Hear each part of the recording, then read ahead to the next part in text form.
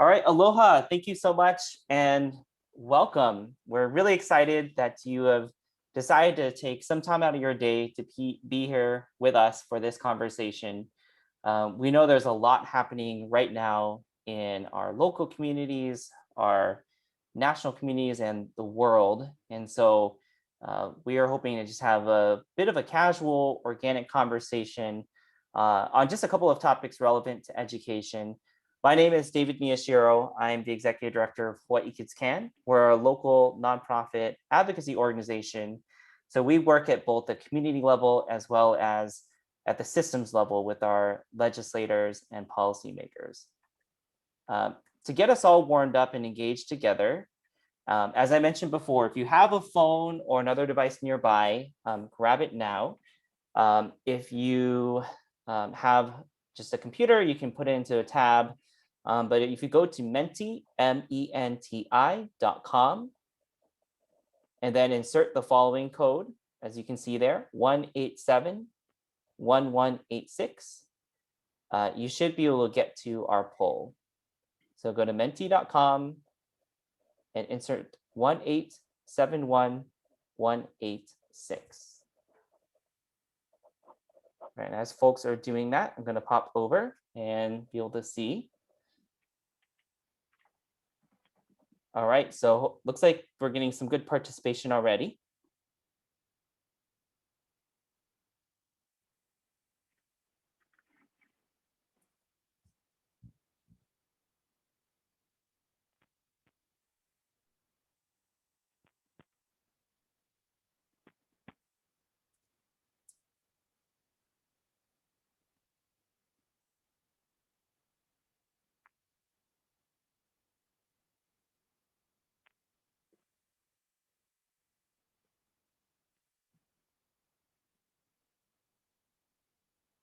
All right, give about 30 more seconds.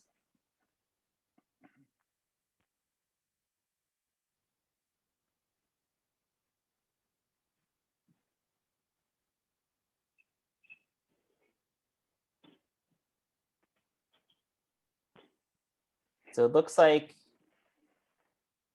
a good amount of folks are recognize the term social and emotional learning, a little less around trauma-informed education, and community schools seems to be the term that is least familiar to this audience. And if you work in education at all, you'll understand we love our terms. So it's good to know what folks actually recognize. Let's see if I can go to this next one. Okay, here we go. So hopefully it lets you go on to this next part.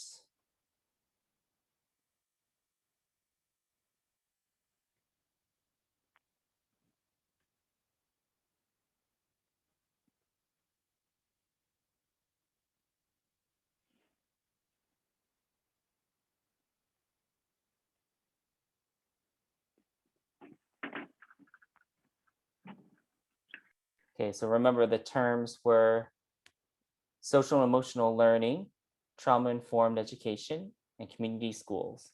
So just write whatever comes to mind when you hear these terms.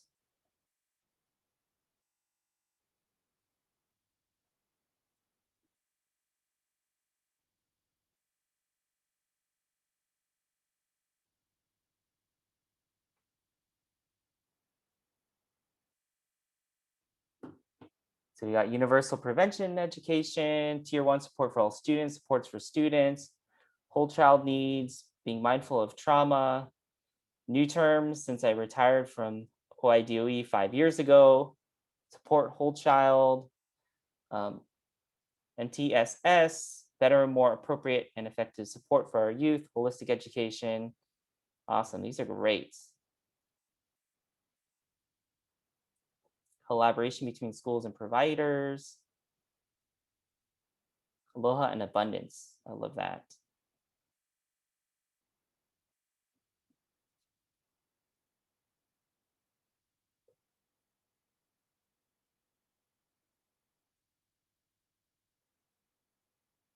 Fantastic. Well, thank you so much, everybody, for sharing and for uh, completing this poll with us together. I think there's some good familiarity, but I think we're all still very much learning from each other at all times too. So, all right. Some of you may know me, others don't, but I'll be facilitating and moderating the discussion today. This was, again, designed to be a pretty informal conversation, but we'll go in order of the speakers here. So you have Danny Goya, Representative Lisa Kitagawa, Jason Roberts, Derek Minakami, and Ivee Cruz. And then we should have just about half an hour for a group Q&A. So you should be able to use the Q&A down below. It's a little chat button. And as questions come up, go ahead and drop them in there. And we'll try to get to as many as we can at the end of this session. All right. So leading off for us, I'm so excited. One of HawaiiKidsCAN's board members and an all-around awesome guy. So Danny Goya, who's CEO and trauma-informed care trainer for Ke Ala Hoaka LLC. He is a trained trauma-informed care trainer for the Community Resilience Initiative, a certified family literacy trainer for the National Center for Family Learning, and the founder of Ke Ala Hoaka LLC, a consultancy group specializing in trauma-informed strategies. Well, Danny, thank you so much for being here with us. And it's always an honor to get to talk story with you. So to kick it off, I'm curious. So when you hear the term trauma-informed, what does that mean to you? And furthermore, how can it also include concepts like historical and cultural trauma? Thank you, David, and thank you for putting this on. When I think of trauma-informed care, automatically it takes me to the Adverse Childhood Experience Study, or the ACEs study that was conducted in the 90s by the CDC, and the Kaiser Permanente that showed that different experiences, adverse experiences, violence, abuse, and neglect that a child suffers before the age of 18, 19, around there, can result in early death and preventable diseases. So that's kind of looking at it from the deficit mode. That trauma exists that 1 in 6 adults experience at least 4 or more of these experiences when they're children, and that 5 out of 10 of the top leading causes of death can be attributed and associated to ACEs. So again, deficit model. What I like about trauma-informed care is really, the goal is really wellness and resilience building, that if we understand the different strategies and we understand how trauma sort of is the genesis of trauma, we can then provide the supportive services needed so that children aren't either re-traumatized or triggered. Adults are not re-traumatized or triggered. So that's what I think of when I think about it. The world would just be a kinder place, I believe, if we had a trauma-informed lens on.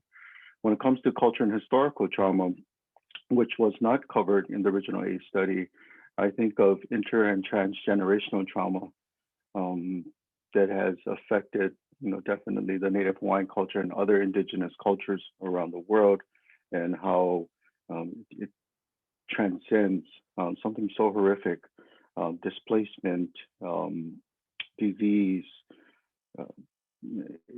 There was no original Hawaiian word for suicide. Okay, let's just put it that way. So that just kind of makes you try to think and pause what about culture and historical trauma. But likewise, I always try to look at things in building. So if culture and historical trauma affects indigenous people, so then can cultural activities and strategies be a pathway to healing and a way of building our communities. And that's really one of the strengths of the people that we have on the call here today, but also the strength of our school system too. It provides an opportunity to embed cultural practices that can heal communities in need. So those are just some of my thoughts off the top of my head. Danny, I love the phrase that you used, a pathway to healing, right? Because it's not, you flip a switch and, oh, you're healed now, right? But it's really a journey, both internal and external, that one goes on. So I guess, again, thinking, go ahead, Danny. If I just add one more thing, because there's been some national talk about this. Some experts are saying that, you know, COVID-19 may be impacting or an ACE, and it could be the start of transgenerational trauma that our children now are generation one of experiencing this. So, you know, really, as we push forward with some of the work that the representative is going to share that she's doing, and some of the colleagues here on the call, is really important in mitigating the effects of COVID-19 as a potential adverse childhood experience. So I want to mahalo everybody that's on this call for what they do. Thank you, Danny. Yeah, and we're looking forward to chatting with her next. A question I had for you. So as a trainer, if you put that hat on and moving away from, you know, deficits and, you know, the challenges, what kind of practices, when you think about what makes you hopeful, what kind of practices have had the biggest impact where you can see the change for yourself?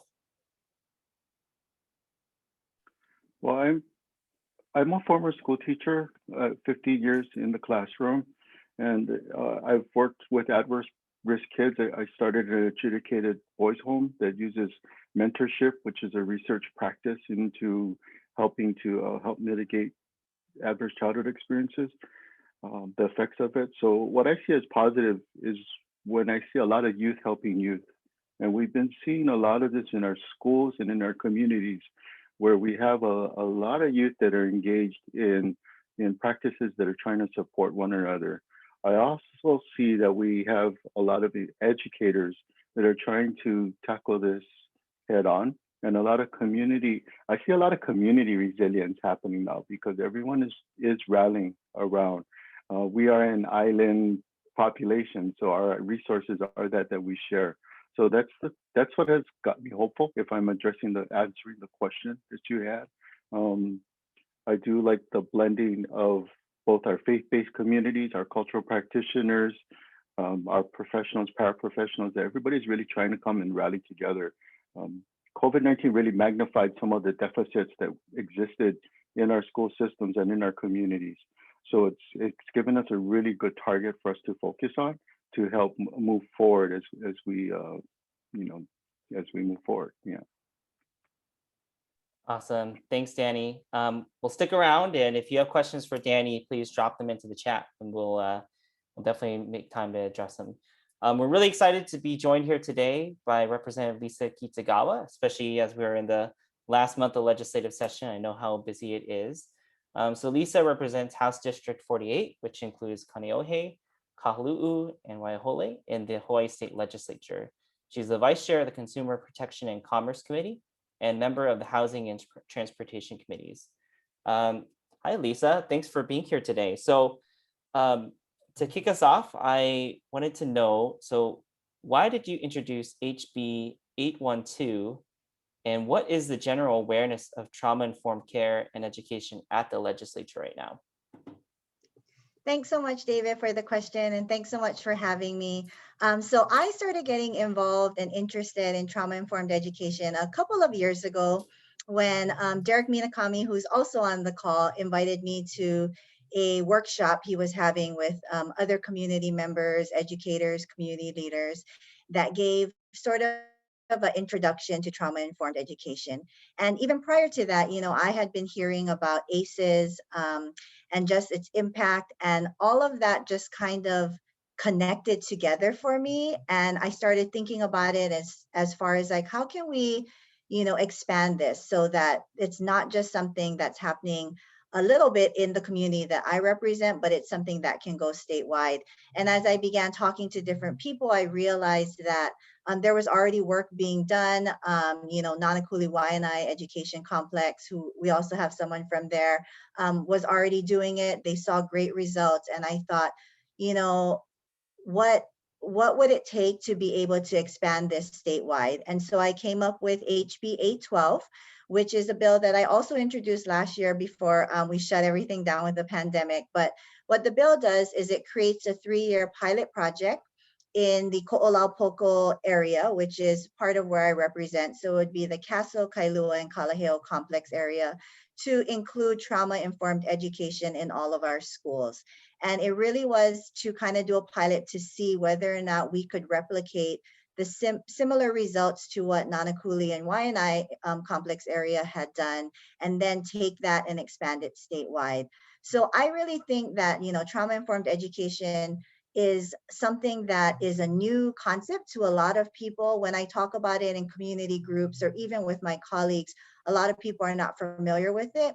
But when I start talking more about it, I think people realize that this could be the solution to a lot of challenges that we have now in society. So my hope is, and I know that education and schools are not the solve all of everything that's going on, but I think because so many kids go to public school, right? If we can have all of our teachers and staff and children familiar and trained in trauma-informed care and education, that'll create a sort of cycle, right? As kids get older, they become parents, community leaders, they'll then be sharing that information with the next generation, and it'll be a way for us to do preventative measures instead of just reactive measures and reactive legislation. So, with my colleagues, it's really kind of a new topic. A lot of people aren't familiar with it, but it is getting more conversation and more traction here, which I think is a really important step, because people need to understand what trauma-informed care is and trauma-informed education. Unfortunately, my bill, HB 812, because it required a monetary and financial component, it isn't moving forward. It's crossed over to the Senate. It had its first hearing, but it didn't make it through the Ways and Means Committee. So I'm going to, of course, try it again next year when hopefully our financial situation is a little bit better. But there is another bill that one of my colleagues, Representative Ty Cullen, introduced that did just pass through the Ways and Means Committee on the Senate and will be going to conference committee. So that bill is actually HB 1322. And what that bill does is it creates a task force under the Department of Health that brings together various state agencies to actually create a framework for how we create trauma-informed care within the state. And so they're going to be having discussions about how can we include that at all levels of government. And I think that's really important, because the more we talk about it, the more people become aware of it, and the more it can become sort of a common conversation that we have instead of a new concept, which it seems to be right now. Thank you so much, Representative. Yeah, and I think your colleagues would probably appreciate that this is like you said, it's a cycle. It's looking holistically at how do we support our communities. It's not like we can view education in one bucket, health in another, right? Houselessness in another. It's really this broader understanding of the community and the things that our children go through and how that affects them all the way through adulthood. So I really, really appreciate you being here. And speaking of which, so you had mentioned what's happening in Nanakuli as being an inspiration. So we're really fortunate to be joined here today by Jason Roberts, who is District Educational Specialist at the Hawaii DOE. So he is actually with the Nanakuli Waianae Complex area and the manager for Project Hawaii Aware for the complex. So HB 812 is really looking to build off some of this awesome work that's happening in Jason's complex. So Jason, I wanted to see if you could share with the audience, what exactly is Project Hawaii Aware and what has been its impact been so far in the complex, right? Why is this such an inspiration for folks like Lisa? Thank you, David. I appreciate that's quite a buildup. I think we're pretty humble about what we've accomplished and what we still need to accomplish out there. High Aware is a grant, and it actually came out during the Obama administration, and it was a result of the Sandy Hook shootings, and it was looking into school mental health, trauma, and preventative factors. So we were focused specifically on trauma, and the thing about trauma is it's a concept. And being aware of it, and trauma aware is great.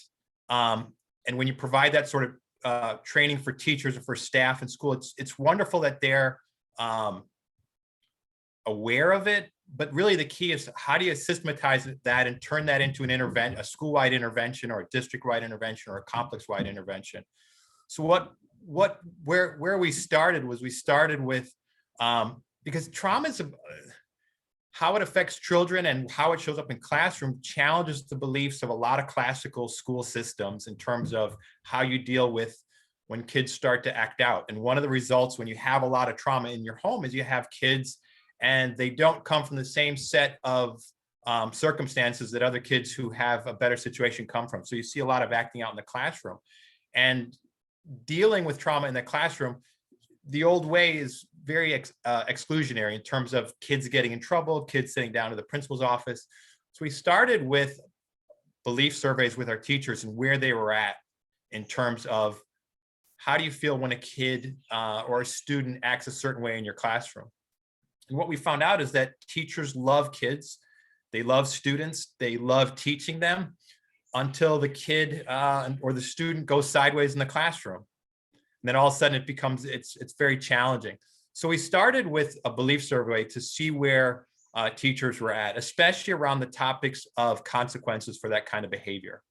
That was our starting point. Then we started with trainings on trauma awareness. And trauma awareness, it's like I said, it's not a simple concept, and to be aware of it is wonderful. But what we really want to do is to move from trauma awareness to trauma skilled, meaning that you have classroom teachers who are able and ready to be able to deal with that on a regular basis and not to simply have a heart for that. And so I feel, and we don't want to create pity. What we want to do is create solutions to be able to deal with that.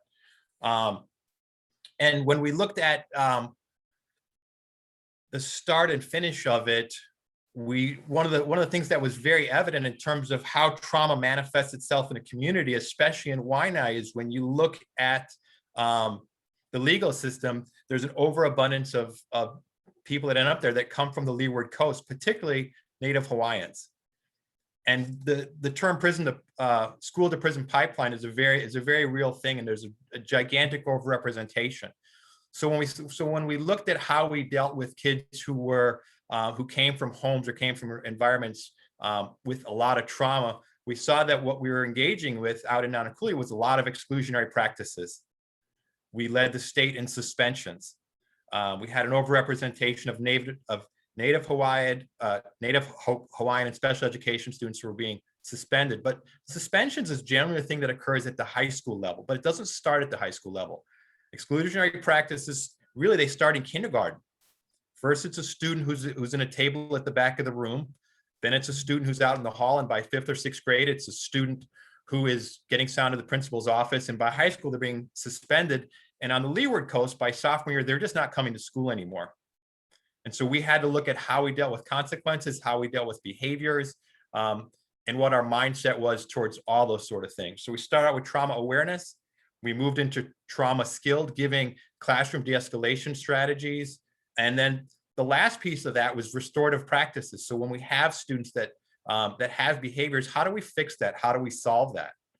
How do we move out of exclusionary practices, which is a discipline-heavy environment, into a relationship-heavy environment? Kids generally don't act out in environments where they feel loved, valued, and wanted by their teachers. We use the acronym MAMA often: meaningful adult, meaningful activity. So it's having kids want to come to school, kids having, and it sounds like it's silly, but one of the things we start with is we wanted all teachers to greet students at the door with a smile. And that's not always like, teachers are so focused on academics and the rigor and all those sort of things. But we worked on relationship building. We worked on what does that look like? We looked at, we did trainings on something called EMR, establish, maintain, and restore relationships. If you have a kid in your class, you don't have a relationship, how do you start that? If you have a student in your class and there's a setback where there's been a consequence for behavior, done poorly, how do you reestablish that relationship? How do you restore that after there's been a disciplinary action? I don't want to confuse anybody, and I'll share some data with you, but none of this happened overnight.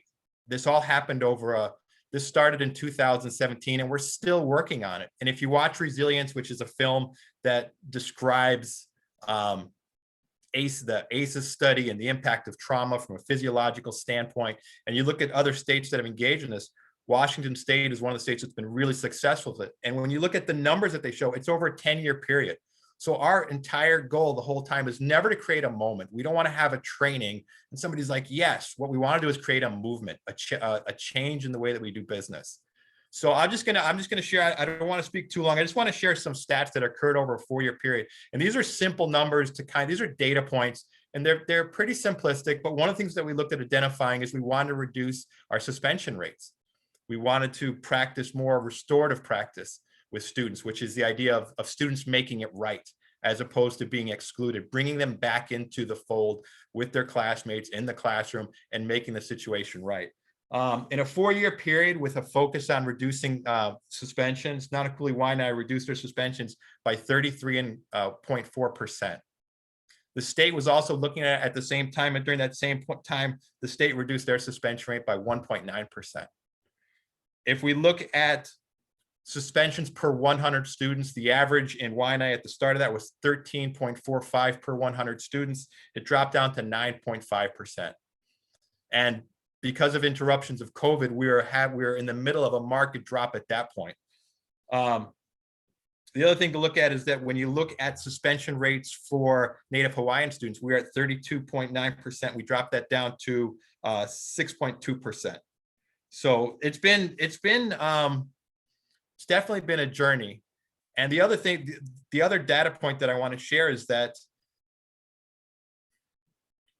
with trauma-informed care and trauma-informed practices, when you're trying to make these seismic shifts in the way of doing business, a lot of our practices were mandated. I know that's not a popular thing, but it's to get everybody on board. And once administrators, schools saw the value in it, we didn't have to mandate anything.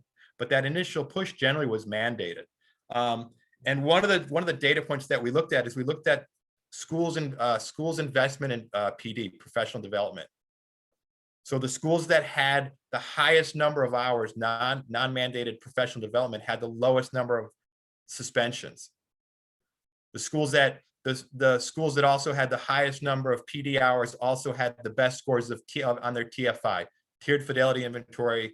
And all that is, that's a measurement of their multi-tiered system support, which is the systems that support students. So I'm trying to squeeze 4 years into just a couple of minutes. But I think that if there's a takeaway about trauma, and if you want to learn from what Nanakuli Waianae was able to do, is one, we created partnerships with the University of Hawaii. We created partnerships with our faith-based community, and they were essential in helping us meet some of our goals. And the last one is that it has to be a sustained effort. This cannot be an initiative that comes and goes. It has to be something that's built into the fabric of the way schools do business. And when we talk about trauma, we're not in a position anymore with teachers where we have to cajole them into understanding or wanting to do it there. We're at that point. Now it's a matter of making it better. Awesome. Well, thanks, Jason, and thanks for the amazing work that you've been a part of out there. I can see why it's inspiring other schools and school leaders too. So jumping across the ko'olaus, wanted to bring on Derek B Nakami, who is the principal of Kaneohe Elementary School. He's also former Hawaii State Teacher of the Year, and all around really good guy. So Derek, really great to have you here. You've been a big proponent of whole child education and efforts like compassionate ko'olau poko. So what do you see as the primary benefits of expanding trauma-informed education in your school and complex area? And what can you take away from examples like Jason's provided?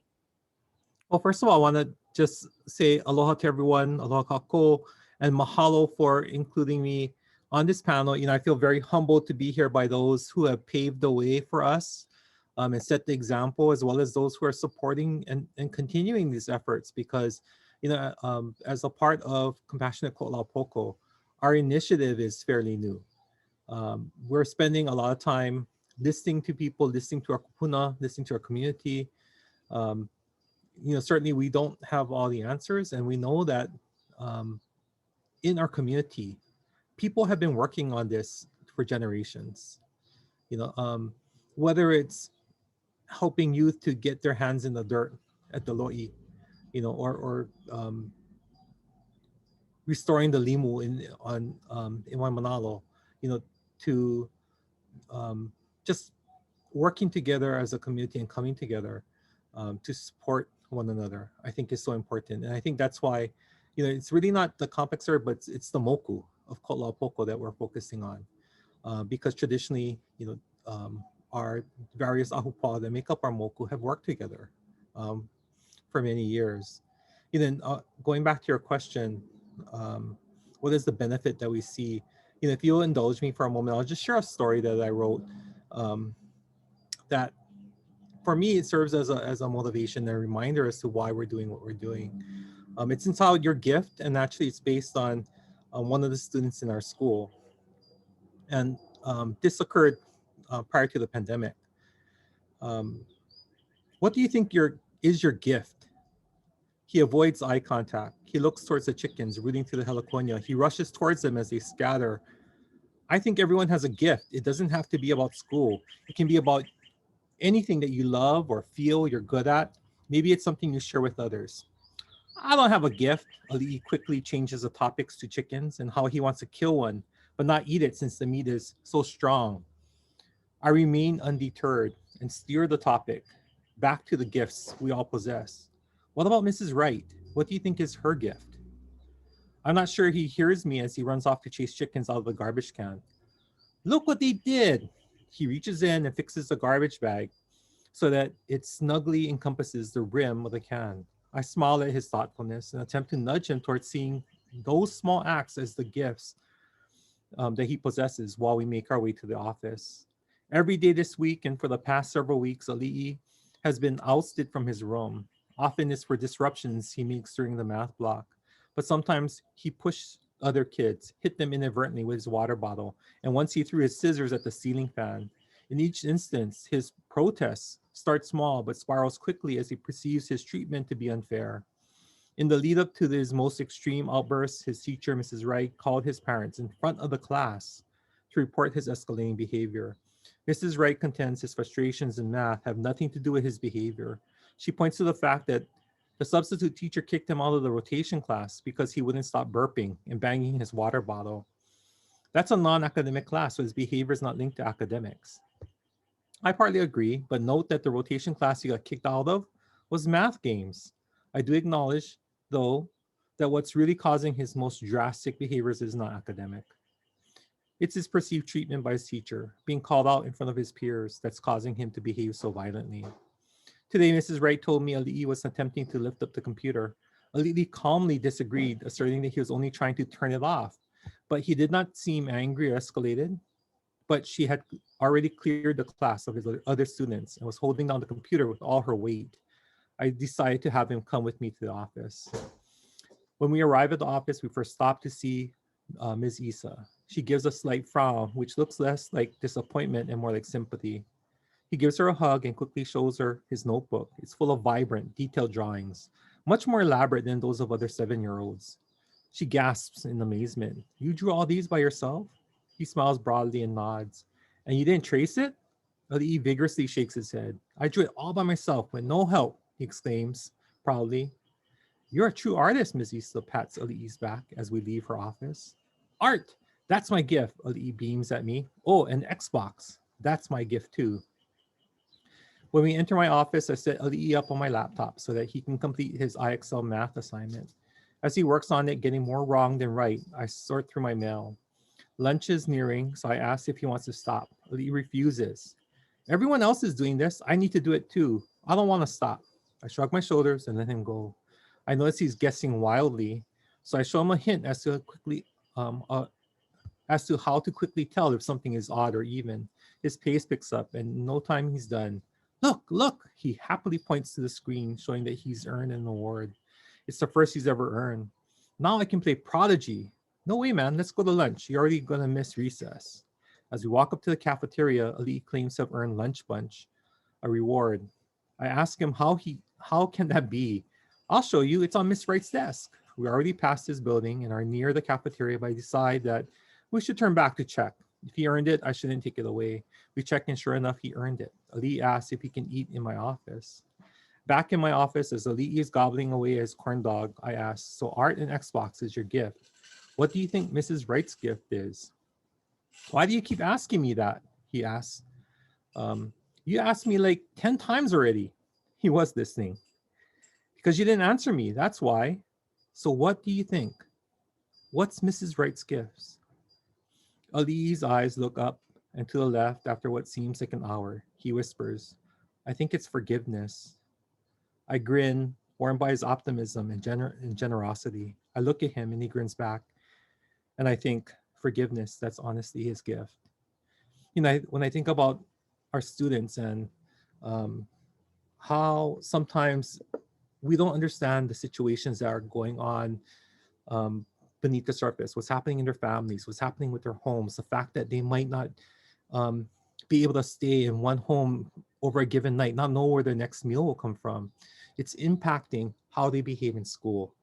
And that is the reason why we need, I think, trauma-informed schools. You know, I think we all share a common godfather, Godwin Higa. And Godwin says, you know, when we talk to kids, we don't ask them, what's wrong with you when they behave like this? You know, because too many of them already think that they're a problem, that they are a criminal, that they're a liar, that they're bad. Instead, we should be asking them, what's going on? What's happening?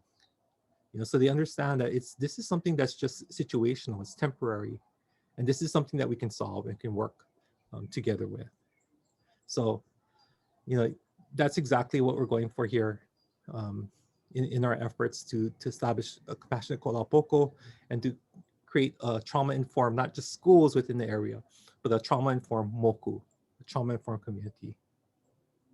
Derek, thank you so much for sharing that. You know, as a new parent, you know, I look at our 4-month-old and I think about, you know, all of the love and the hopes and dreams and the gifts that he has. And, you know, I think if anything, what you're preaching is that, you know, every child deserves to be looked at that way, even if you're not, you know, their parent or you haven't birthed them.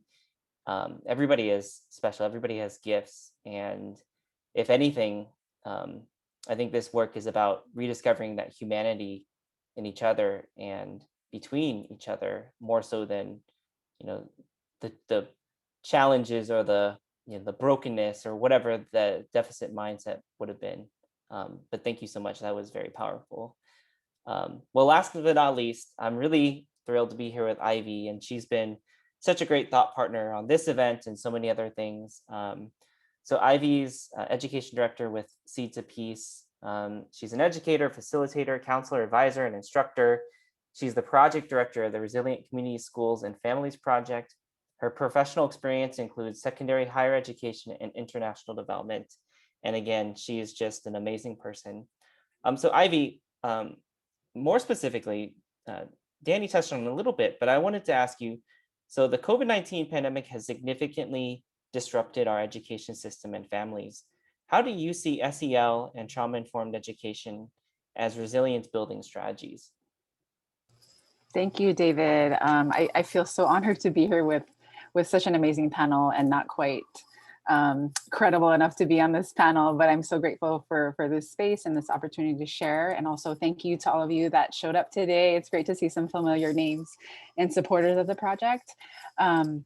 You know, I wanted to start off with kind of sharing a little bit about my background as a counselor. You know, one of the things I've always done as a counselor is to look at the whole child and look at what's going on really beneath the surface. And I think that's what's so powerful about trauma-informed. One of the things that I've been learning in working with schools on this project, and we've been so fortunate to really hear the stories of what's going on in real time, is how amazing the educators are. You know, I've always thought teachers are superheroes and they make magic happen. And even more so now during this pandemic, you know, we're all doing our best, and it's been a big adjustment in all of our lives, but especially for educators who are both managing their own lives, but also then managing you know, having to deal with schools and teaching students in a very challenging environment. I see SEL and trauma as an important approach to building resilience in kind of 4 different areas. There's kind of the number one is to acknowledge and honor and name that we are going through a pandemic. First of all, you know, I think sometimes we forget and people try to act like business as usual. We're going to keep working as hard as we've always and not make adjustments, but really it's forcing us to make changes and adapt accordingly. The second component is to address. So there's a quote by Dr. Daniel Siegel, who's a very famous neuroscientist, and you got to name it to tame it. So SEL and trauma helps to name some of these things that are underneath, you know, life and all aspects of who we are, shapes our being, that it's important to be able to address it and name it in order to get to that healing. The third piece is embodying. You know, SEL and trauma allows us the space and opportunity to be able to embody and not only acknowledge with our minds, but with our hearts and our bodies that these things have happened historically, are happening currently, and then how do we move forward with our whole selves, you know, not only with children, but also as educators, as parents, as community members, as families. And then the last piece is action. So thinking about then SEL and trauma are action oriented. They're not just these concepts that we learn in a book and that we theorize, but how can we move from you know, trauma informed to action and make changes in these ways. So I see that as, you know, all these different components of ways to incorporate SEL and trauma as resilience for this post-COVID life that we're looking forward to moving on to, and that many people working in these areas have talked about, is that SEL and trauma will help to address that post-COVID response. We cannot go back to what it used to be. We have to deal with the reality as is and move forward in a different way. And how can we do that with a SEL and trauma informed lens and looking at that this is real life. We can't deny what's happening and what has happened. You know, I can give an example of today. I'm still fortunate to get to teach, and I learn so much from students every day. And that's why I've been doing it for so long. And, you know, I asked the students, what do they want to talk about this quarter? My class is focused on leadership, and we usually address global issues, but we've had some adjustments over the year. And they all but one of them said Asian hate crimes. They wanted to talk about that. And I was like, okay, I wasn't really intending to talk about that, but okay, that's an important issue. And then one of them said police brutality. And so, you know, how do we talk about things that are happening today as an educator and, you know, in a healthy way that doesn't trigger or cause more trauma to our children? So one of the things, I opened it up and I asked the students, why do you think this is happening? And they said, you know, because of the pandemic, everybody's tired about it. They need somebody to blame and they want to lash out. I was like, wow, you know, that's really insightful.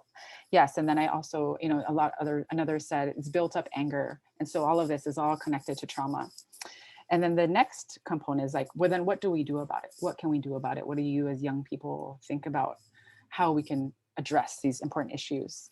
And then some of the suggestions were, we can meditate. We can talk about it with a safe and trusted person in a safe place. We can be mindful that, you know, when we talk about it, we're not causing more trauma to somebody else.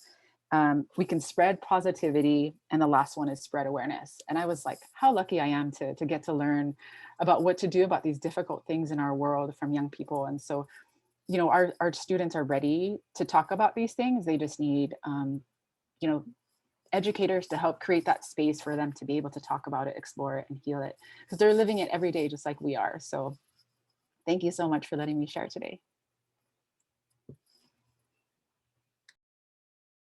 Thank you so much for what you do, Ivy. And I'm sure folks will agree with me. I could just talk story for hours with all of you and learn so much. You know, your wisdom and your heart really stands out. Well, I will jump to some of the questions, and then I certainly have some of my own. But of course, if you folks have questions for each other, you know, feel free to jump in as well.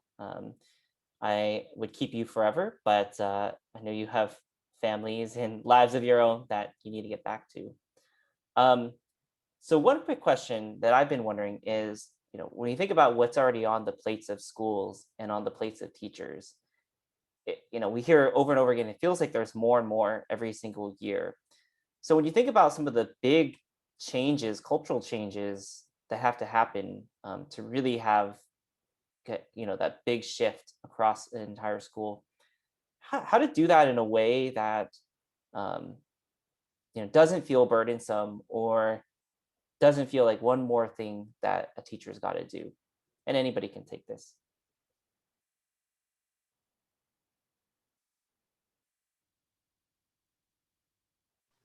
I can start us off since I'm having this conversation with the schools, sorry, at the moment. you know, even trying to roll out our project, that was one of the questions that, of course, during a pandemic, how are we going to launch a new project? And on concepts such as SEL and trauma, which are really big and heavy. I try to see it as again, looking at that approach to holistic education. If done well, as good educators, we should be infusing SEL in all that we do. And at the same time, having that lens of trauma just helps us to be able to reach our students better and be more informed educators.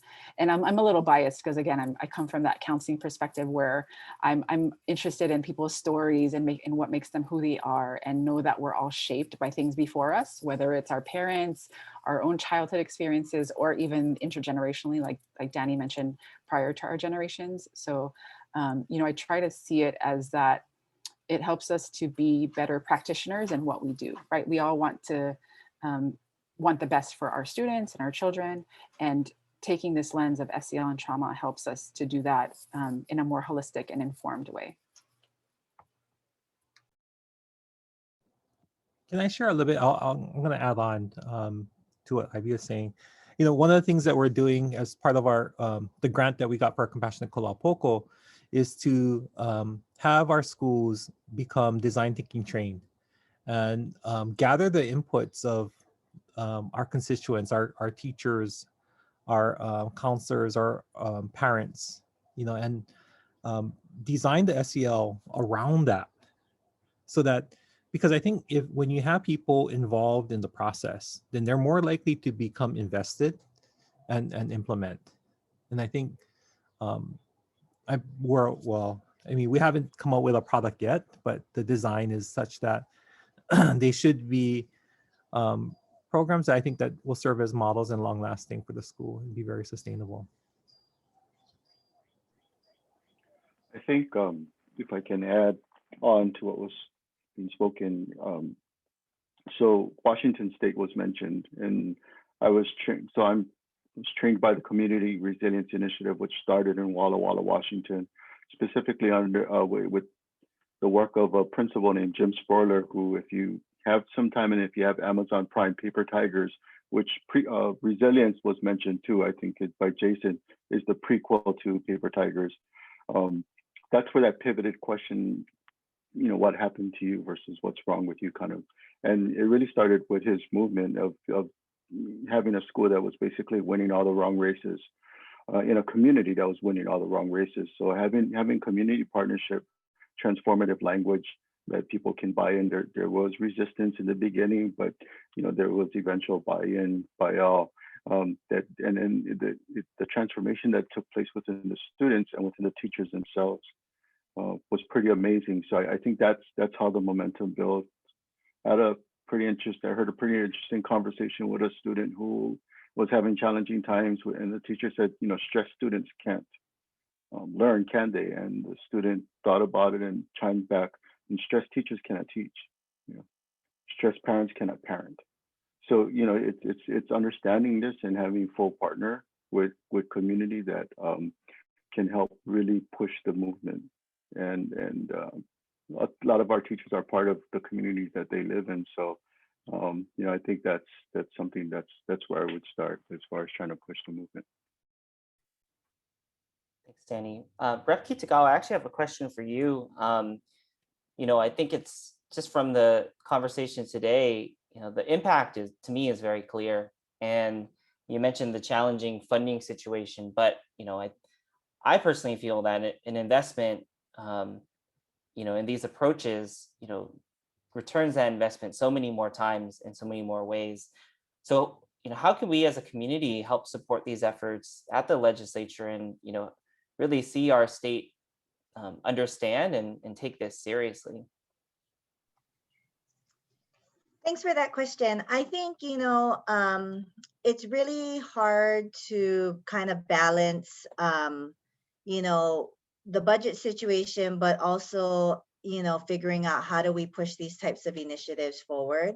And the way that I think the best way that the community can get involved really is, you know, when it comes times for testimony, it's submitting that testimony. It's also, you know, tracking legislation, following legislation. You can also reach out to your representative or your senator because by doing that, you then let them know that you're also in support of trauma-informed care, trauma-informed education.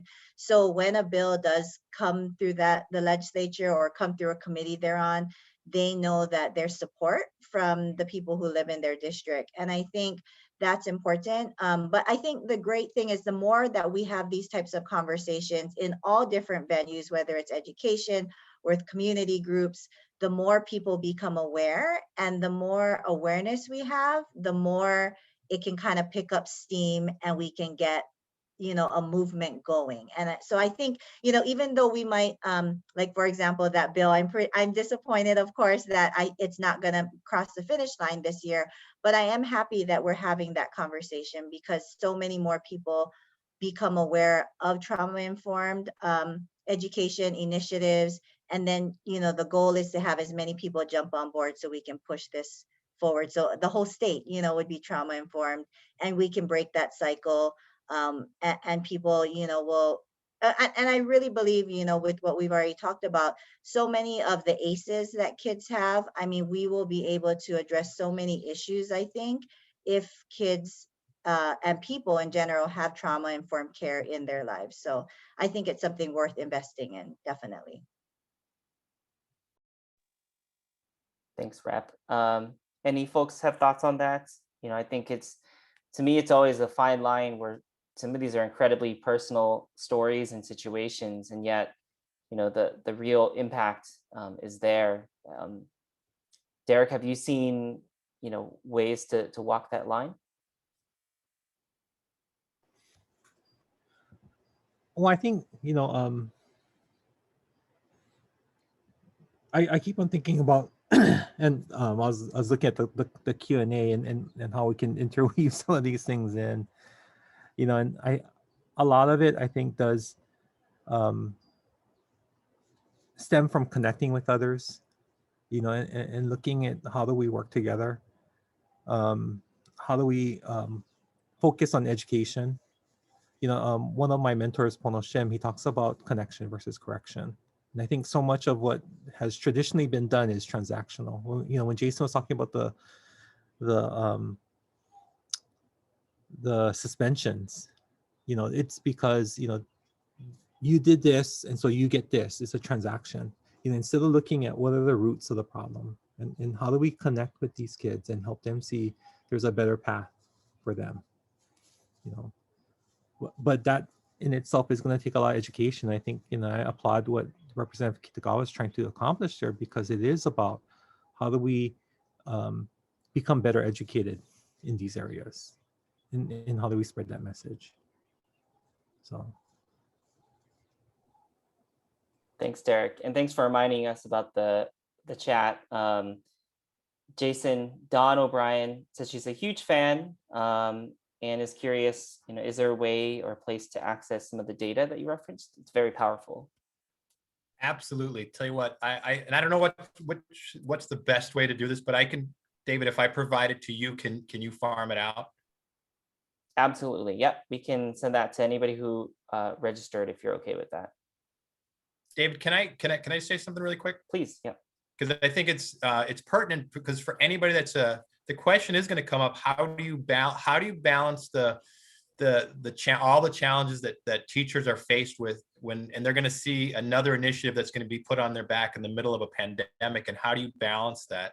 And I think when you look at trauma-informed practices and becoming trauma skilled, at the end of the day, becoming skilled at this should make a teacher's life easier. It should allow them to do what they love to do, which is to teach kids and build relationships.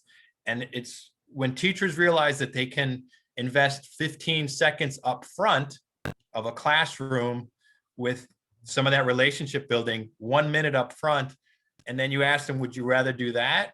Because kids are going to come in with trauma no matter what. Whether we implement this, whether we make this a statewide mandate, trauma is a real thing and it's going to happen, and kids are going to come in presenting this. And if you ask a teacher just from a pragmatic standpoint, would you rather do 5 minutes, even 5 minutes of relationship building up front for a class period and avoid the chance that you might have a student have a severe behavior halfway through a class, which might last 20 minutes, every single teacher is going to say, yeah, I would much rather do that. I feel better about that. I don't want to have to consequence a student. And the other thing is that when you look at trauma is not just for kids that have tons of trauma in their life. Trauma-informed practices benefits every single kid in terms of building resilience and being able to work with whatever the adversity is in their life. And when you implement trauma-informed practices, what you're really doing at the tier 1 for everyone is building positive, inviting school culture. When you build positive, inviting school cultures, teachers want to work at that school. So one of the issues we have is retention rates for teachers on the Leeward Coast. We have, it's hard to implement anything when every 3 to 5 years we have large turnover of teachers. Our teacher retention rate has improved dramatically in the last 4 years. That's good for teachers. That's good for kids. Teachers report that it's that their sense of satisfaction in coming to school is better. Happy teachers that want to come to school, that are excited to teach kids, are going to produce kids that are happy to see their teachers. I mean, and the other caveat, and this is really kind of something Danny touched on, is that when we started this work, and I wasn't around for the beginning of it, it started 2014. Historical trauma was not, I never even saw it in any of the research. And that's a thing that in the first couple of years we missed. And if we had to do it all over again, I would start with that as the bedrock of addressing all this stuff. And I think any approach that doesn't address, and I remember going to a seminar and hearing a professor talk about that. And in my mind, I was like, a light bulb went on. I was like, absolutely. How can we not? And I'm like, why didn't I think of this? Because I'm not a professor or that smart. But when I saw that, I was like, okay, wow. So I think anything that we do, we have to start with that as the ground floor for the experiences of the kids that we have.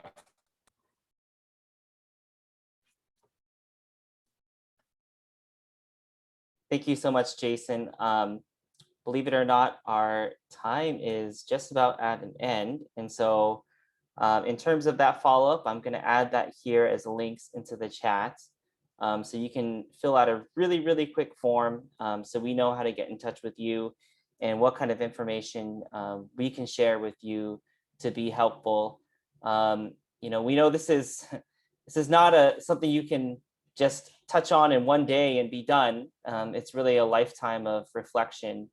And we appreciate you all being here for this part of the journey. And our hope is to make this somewhat regular. Again, just making folks aware of these concepts and really the powerful impact that this way of thinking can really have. So again, it's not about solving things in one day or one conversation, but really just being open, listening to each other, and connecting, right? Not correcting. I think that really matters. So again, go to your families, go to whatever you need to do next, but please do be in touch with us. We do want to continue building this movement here with you. So mahalo. Have a great night, everybody. Thank you so much. And thank you for these amazing panelists. It's like a little iceberg. Just got a tip of all the amazing things you have to say. So personally, that makes me want to come back for more.